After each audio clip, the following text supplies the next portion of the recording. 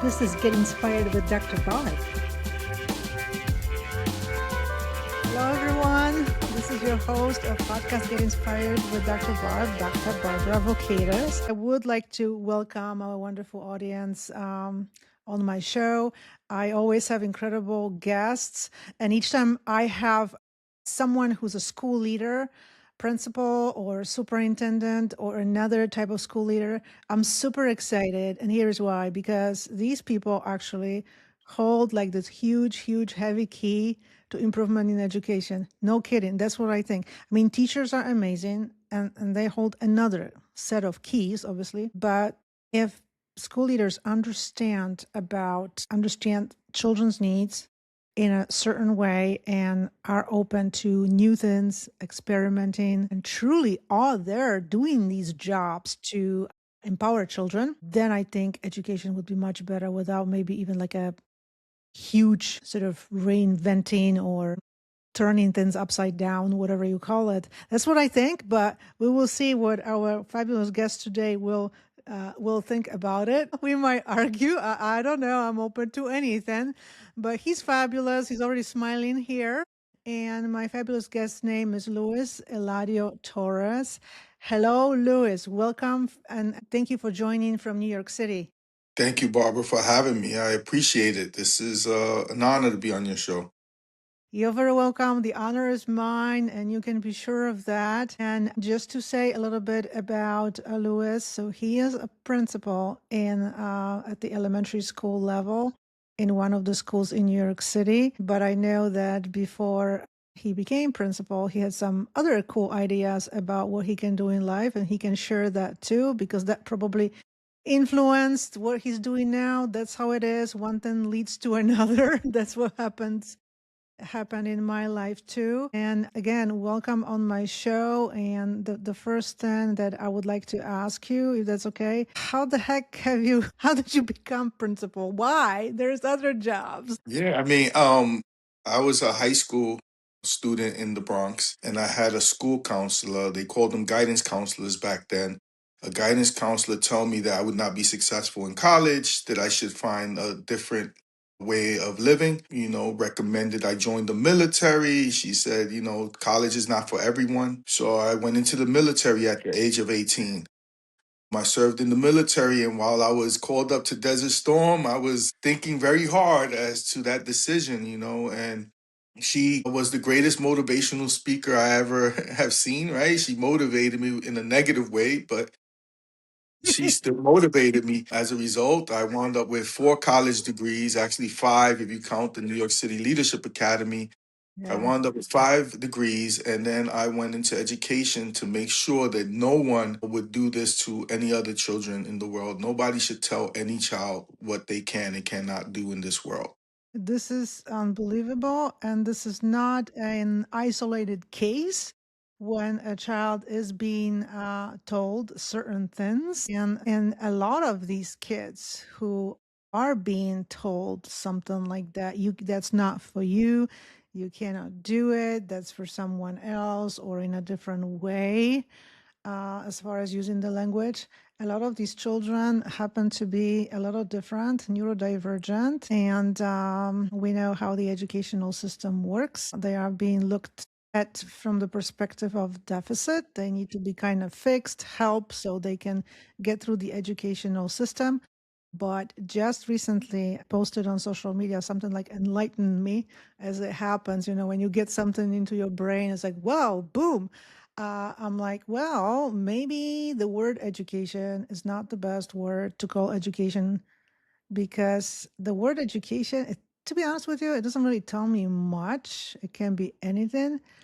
And I came up with the idea of empowerment instead of education, because that word, I think, holds a little bit more what we should be doing. And maybe you have a better idea, a better word. But that's just, an amazing journey.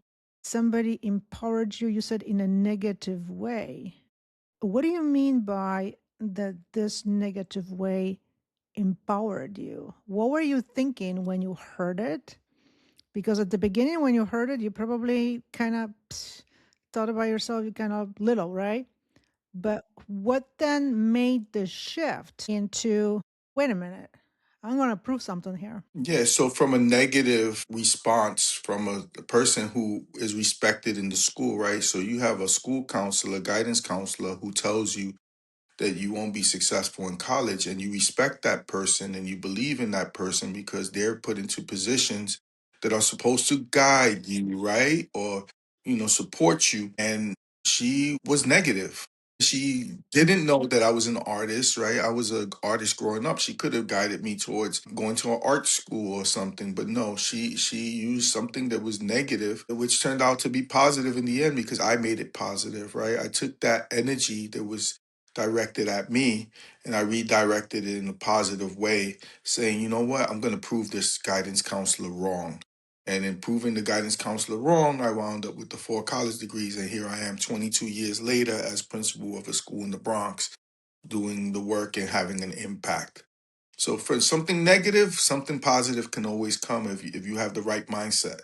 So it turned it into a positive. So At that moment, and a little bit later, when you were as a kid, reflecting on what she said, there must have been something in you that you thought was valuable. And what was it? Was it the yeah, art? Was it something else? yeah. For me, I grew up in a very challenging time, right? So I grew up during the crack epidemic in the Bronx, right? And I was seeing a lot of people dying, a lot of people addicted to drugs. The fact that I was alive and I survived all of that and, completed high school, I knew that there was something bigger for me, right? I was not a victim of the streets. I was breathing. And for me, any day you wake up and breathe, right? Is a positive thing. That's the motivation I need is that I wake up every day. Once I'm able to wake up and breathe, I know that the day can be a great day because I'm alive. So that motivation was all I needed. And then when I'm sitting in a situation where my life is in danger now because I'm about to go to a war, right? This was Hmm. during Desert Storm, and I'm in training and I'm hearing bombs going off. Even though it was training, it was still real life, dangerous and serious. In my heart, I said, you know what? I don't know why I did this. I don't know why I did this. I should have been smarter. I should have been more strategic in doing things. But again, you trusted somebody, they had a position of power, and they guided you in the wrong way. And I want to make sure that that doesn't happen to anyone else. It's amazing because, like you're saying, on one hand, this person, I mean, when we trust someone, boy, they can really influence our lives for many years, that's for sure. But now, thanks to this event that influenced you so much, you can do things that maybe other principals cannot really do because they don't have the same experience. But more than that, you said something very interesting, that you didn't just sort of absorb what she said, but you also had experiences outside of school, in as far as surroundings, how you were brought up, what was happening around you, and how you were beginning to start to understand that you do have some resilience. Maybe you didn't even think about this word resilience when you were thinking about these things, but it was starting to brew in you, like understanding, hey, I'm not just this, I don't know, like this accidental being here, but I am surviving some stuff. I do have some power. Like you said, I'm breathing, I'm alive. So I think I can do some cool things, right? And this understanding. So I think it's very powerful for the kids, for the teenagers to understand not everything that you learn comes from school. You learning also from other circumstances. So, and another thing too is not everything that somebody tells you is true. You have to, like this critical skill of critical literacy. Everybody saying something has to go through the filter, but if we were not taught that back then, that we wouldn't think about the filter. You just take it as a, this is the trusted person telling me stuff. I gotta have to believe it, right? There is no other choice. And this critical lens is just so important. So if you could tell us, and by the way, Louis has been principal for 22 years, so that's a huge, huge experience. How does it look in practice in your school in terms of your attitude to, as you're saying, empowering kids so nobody feels like they are limited or they cannot do something or they cannot go to college. How does that in practice look like in your school? Because we want to know. Absolutely. So, there's a couple of things that you said that resonate with me, right? So, education doesn't only happen in the classroom. I feel that life and the experiences and things that I faced in living in a challenging drug infested community prepared me for this work, right? It built some resilience in me. It built thick skin in me. Most principles don't last 3 years, right? To last 22 Totally. years, right? It's amazing. Some teachers don't even last 2 years. Some teachers don't even last 1 year, right? But to be in this job for 22 years in one of the most challenging communities in the city, right? Because if you look at the data, you would say, "Oh, that's a horrible school." It's not about the data. It's about what the school is doing with children when they come in, right? So I usually get the lowest performing students and I move them.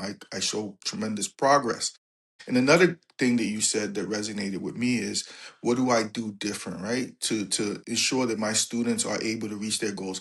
I run my school as a CTE school, a technical school at an elementary grade. They're learning about careers at the elementary level.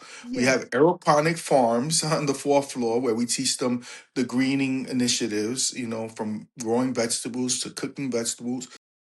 We have a Montefiore hospital in the school with a nurse, dentist, psychologist, ophthalmologist full time on staff.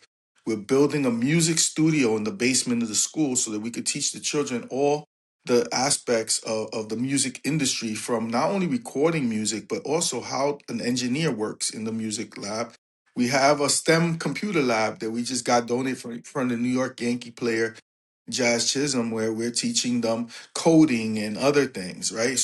It's about bringing in life experiences, careers, and teaching the children about the legal business of the world before they learn about the illegal stuff, right?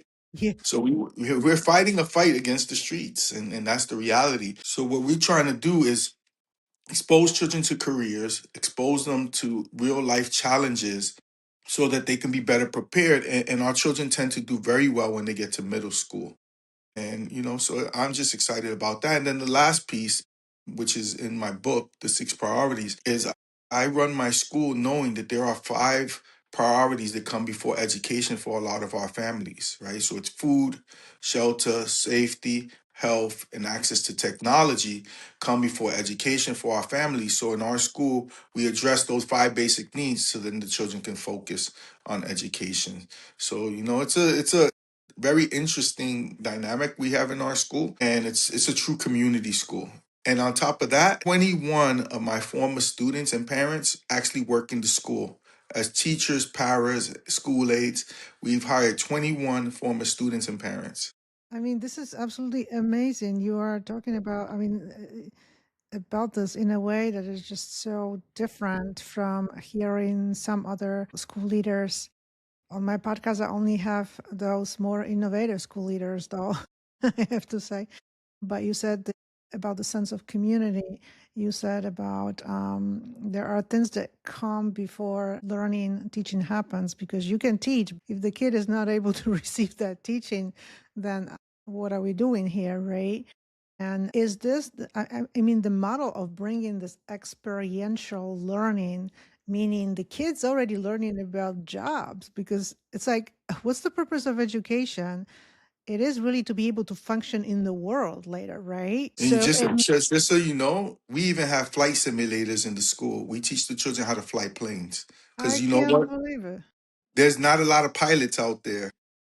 Yeah, I mean, but my question, I mean, this is so amazing, so exceptional.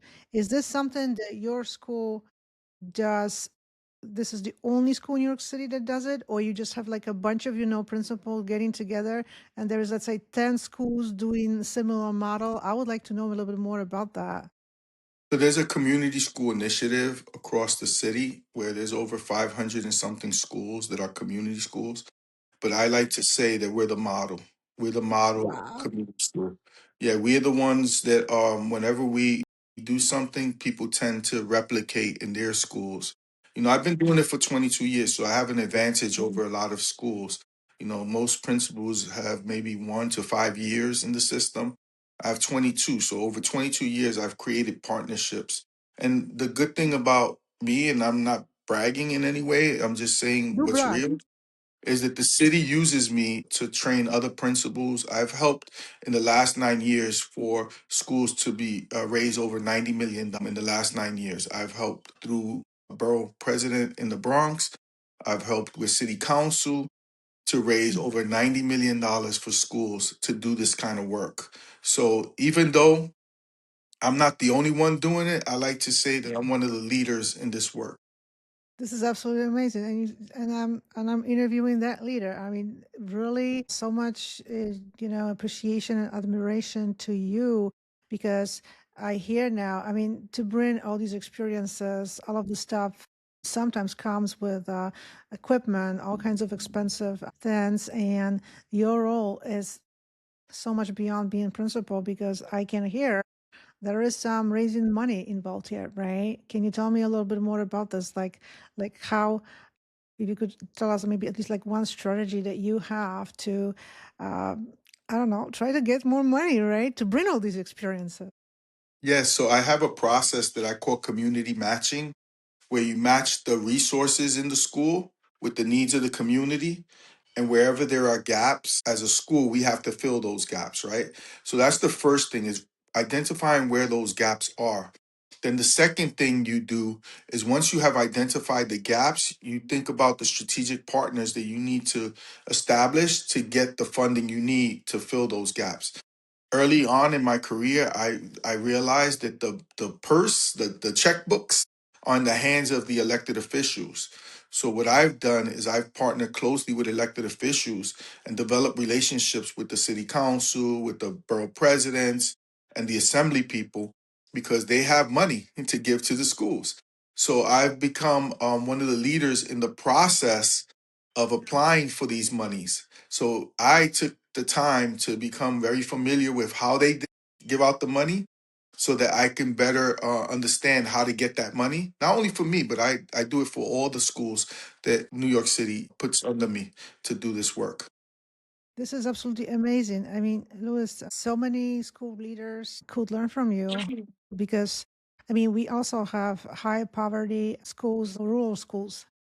They really, in some of them, in desperate needs of resources. And we know that where I work, our college, we have city school districts. We have city school district, but there's also a lot of rural schools around, and that's where our future teachers are going to, to do those field experiences, right? To teach children, because that's what we have surrounding our not huge college town. And so there is so many needs, and I think all of this comes down to principal school leaders trying new things. And when you try new things, there's always trials, errors, whatever, time devoted to it, experimenting with it. But isn't this what education is about?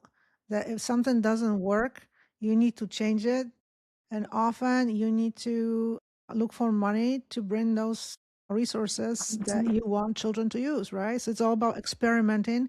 And sometimes I feel like in the field of education, the spirit of experimentation when we teach these future teachers is kind of a little bit gone sometimes.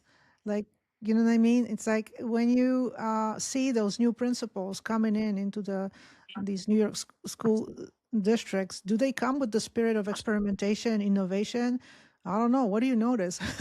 Yeah, Barbara, you should be a principal. You talk like I'm somebody with ready. knowledge. You know what I'm saying, Barbara? But yeah, so it's sad, because a lot of people come into this job with this pressure about getting math and reading scores up. Like, if that's the only thing that it takes to be a school leader, there's so many other factors that you have to take into play.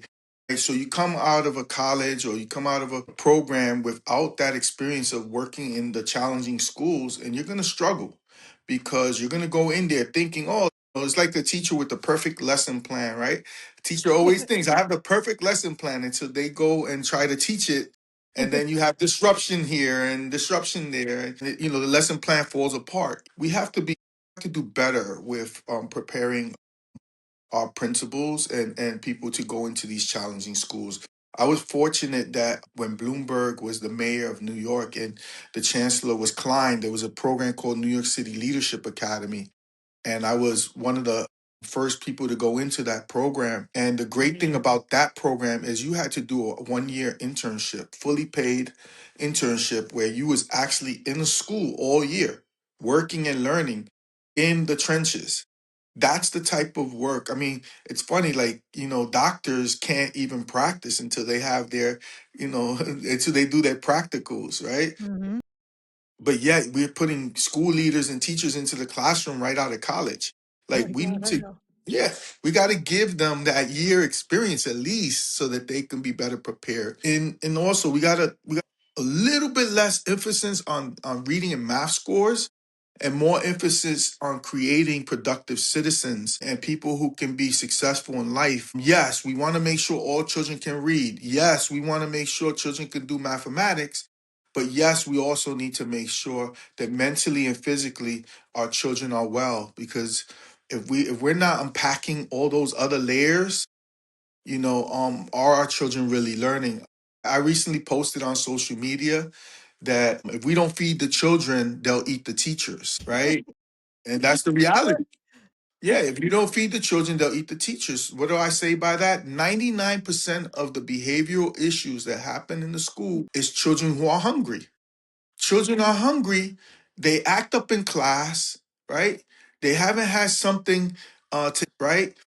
And then they wind up in my office, and then I give them something to eat, and all of a sudden they're the best students again. We got to understand, and it's not only food, there's other things that I'm just using food as an example, but it could be safety, it could be health. If they see a shooting outside, their mind is not right. There are so many things that come into play. And unfortunately, we getting teachers and school leaders that come into the building expecting the children to be perfect. Yes. And that's not always the case. No. No, they're perfect in the sense they're perfectly, they're the best that the parents have to offer us, but they're coming in with baggage. We got to take that baggage away so that we can see the gems that are under that baggage and then build their minds up and allow them to be whatever they want to be in life. Not everybody's looking to be an astronaut, right? Not everybody, let's get them to where we need them to be so they could be successful, productive citizens. That's absolutely amazing. I mean, Louis, you could, I hope you in the future, I mean, right now you're busy, your hands, you're busy. You have to be principal.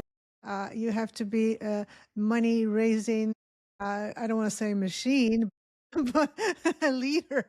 You know what I mean, right? Uh, Initiator, right? Let's say that money raising initiator, a money raising nut grubber either. I'm sure you have a better term for that. Call it a hustler, right? You have to be a hustler and a beggar. Why? Because you're hustling and begging for someone else. You're not hustling and begging for yourself. You're doing it for the Yeah. children. So it's okay to hustle and beg for resources for your children. It's okay. Like we gotta not be humble when it comes to that. Yeah, I love it. And I knew you had a better term for that, and you just explained it. I'm totally on board with that. But I mean, the episode is just going to be so rich. I hope in the future you consider how you can reach out in the form of maybe providing consultations or whatever when you maybe get less busy, who knows, to other school leaders out there, because you have just so much knowledge. It's just so valuable. If you could, towards the end, do two things: share with us like a success story, and I know you got thousands of success stories, obviously, because every kid has one. But if you could share one or two powerful ones, and then tell us also where we can, our audience, where they can find you on social media. Absolutely. One of my first success stories, and this is something that happened early on, was a student that reminded me of myself. He was a young man, very challenging. I had a lot of behavioral issues. And one day he comes to me, he says, "Oh, I want to go outside. I want to play basketball.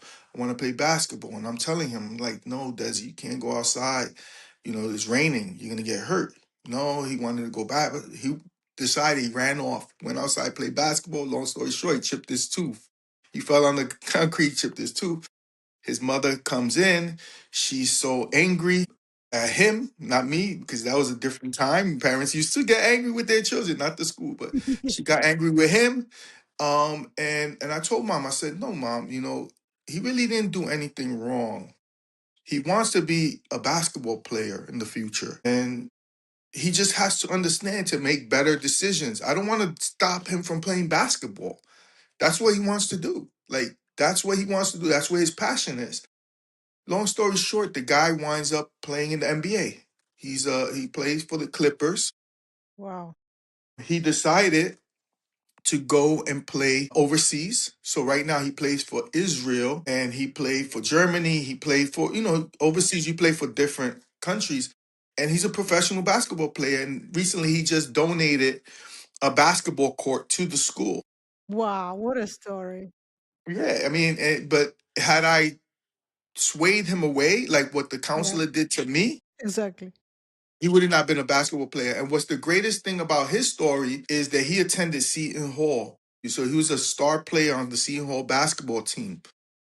The year that they went to the championship, they asked him to enter the NBA draft after that season, and he said no.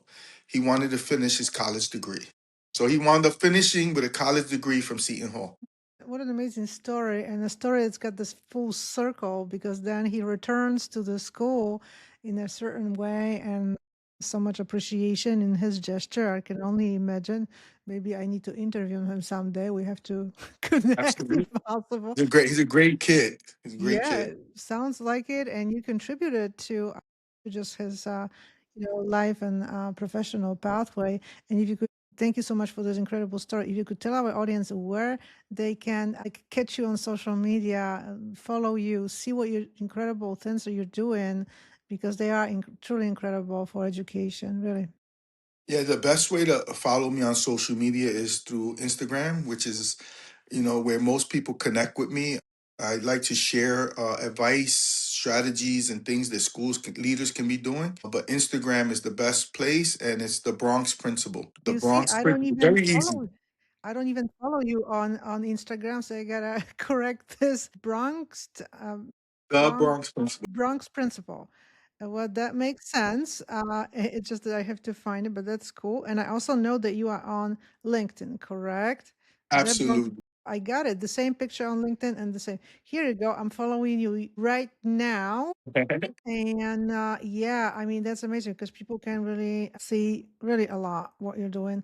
Some are more on LinkedIn. So everybody has preferences for those platforms, but that's amazing. And when we publish the podcast, it will be on definitely on these both platforms. I do also on Facebook. I would like to thank you so much for finding the time out of your busy schedule to tell us some incredible things about what you're doing and and the results you have and children really have. It really proves that there are no schools that can be just labeled, oh, difficulty school.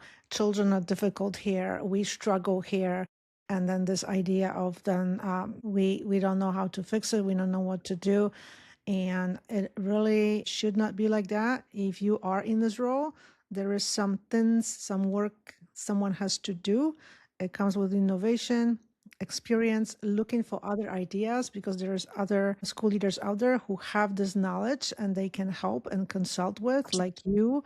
So that's what I'm just saying out loud, and I'm not afraid to say it because you guys, it didn't come to you just like everything on hand on the silver platter, but there was a lot of work that you had to do. What are your some parting words just before we finish the episode? I would love to hear.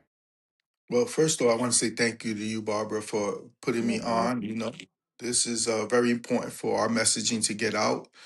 And the second thing is, if anyone out there is deciding what career path to go into, I say go into education, right? Education is the path that we need more people to get into education. Right now, the teaching and the leadership path for educators is dwindling right now. We're not getting enough teachers out there, and it's a struggle right now. But I want people to know that this is a career that even though you're not going to be a billionaire from it, right? It's rewarding because it's the wealth you gain from impacting the lives of our children. That is That is where the true wealth comes, right? And like Desi's story, there are tens of thousands of stories like that, Hmm. that I can talk about because I've been in my school for 22 years. And if you multiply 22 by 800, that's the number of children I've impacted over the years, right? So just imagine how many children that is. Amazing numbers, and these people go out in the world and they influence other people, and that's how that works. Thank you so much, and I would like to invite our wonderful audience to, once you have a chance to see the episode on YouTube or listen to it on Spotify, on Apple, connect with Luis, follow him on social media, especially on Instagram and LinkedIn, and also follow my show, Get Inspired with Dr. Barb, because that's how you get the latest updates and you know what amazing people I have on my show. And today was no exception. It was just absolutely lovely honor to have Louis on my show. What an incredible journey and influence you are, and really true gift to the world of education and the whole world, really, because that's how that works. Education is an important aspect of just doing more good in our world. That's how I see it. Bye, everybody. And thank you so much again, Louis. Thank you. Thank you for having me, Barbara. You're very welcome. This is Get Inspired with Dr. Barb.